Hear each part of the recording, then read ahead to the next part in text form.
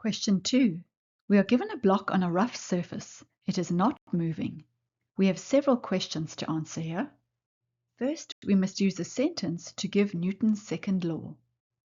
The law says that when a net force acts on an object, the object accelerates in the direction of the force, and its acceleration is directly proportional to the force and inversely proportional to the mass. This is the equation for Newton's second law.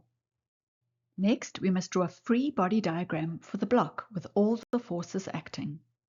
In a free body diagram, we can draw a shape to represent the object, or we can just draw a dot. We are told a force of 18 newtons acts on the object at an angle theta upwards to the horizontal. Gravity pulls downwards with a force equal to mg, which is the weight of the object. And there is an equal and upwards normal force. We are told the surface is rough, so there is a frictional force, and this is static friction as the object is at rest. Next, we must determine the value of theta. We are told that if the applied force of 18 newtons is resolved into vertical and horizontal components, the horizontal value, Fx, is 15 newtons.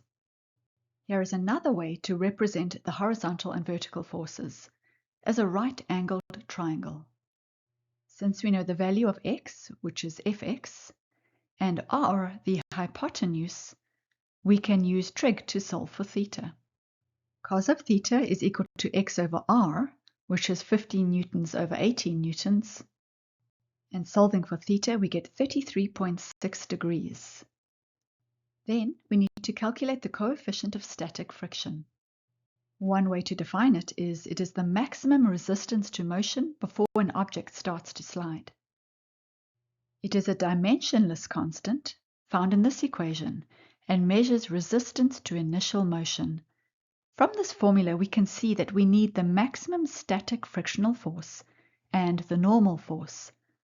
If we assume the applied force is the maximum force that can be applied before the block starts to move, this means that anything above this will overcome friction and will result in motion.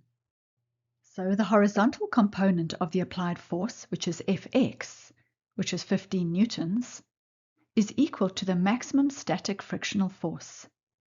Now we need to first calculate N, the normal force, and then we can use the value for N and Fx to calculate the coefficient of static friction. There are various ways to solve this problem. Here is one way. Since the vertical component of the applied force, which is Fy, pulls the block upward, it slightly reduces the weight. And we can say that the net normal force is the difference between the weight and the applied vertical force, Fy. We know the value for the mass and the value for gravitational acceleration, so we now need to find Fy. So let's do that calculation here by taking y over r, which is sine theta, and this is Fy over 18 newtons. Solving for Fy, we get 9.96 newtons. We can now substitute the value for Fy into the equation below, and we get the net normal force of 39.09 newtons. All that is left to do is to substitute this into the coefficient of static friction equation, with the maximum static friction of 15 newtons. Solving, we get 0.38. Lastly, we need to say what will happen to the friction on the block if theta is decreased. We have redrawn our free body diagram with one to the right of it, which has a smaller theta angle. When the angle decreases, the vertical component of the force decreases, so the normal force increases.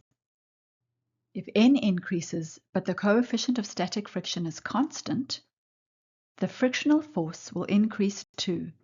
This is specifically the maximum static friction.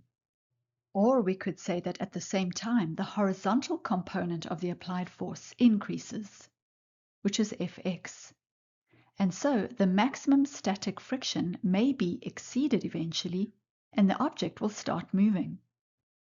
Once motion begins, static friction is replaced by kinetic friction, which is usually smaller than the maximum static friction. So the frictional force decreases.